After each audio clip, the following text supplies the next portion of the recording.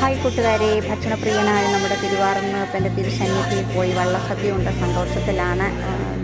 തിരുവിതാംകൂർ ദേവസ്വം ബോർഡിൻ്റെ ബുക്കിംഗ് വഴി ലഭിച്ച വള്ളസദ്യയാണ് ഉണ്ടത്. പക്ഷെങ്കിൽ എനിക്ക് എൻ്റെ ഒരേ ആഗ്രഹം ഒരുപാട് വള്ളസദ്യ കഴിക്കാനാണ്. അതിന് കുറച്ച് ബുദ്ധിമുട്ടുള്ളത് കൊണ്ടാണ് ബോർഡിൽ വഴി ബുക്ക് ചെയ്തത്. പക്ഷേ അതിനും നല്ല തിരക്കായിരുന്നു കൂട്ടുകാരെ. അപ്പോൾ എന്താണ്, വിവിധ സ്ഥലത്തു നിന്ന് വന്നവരാണ്.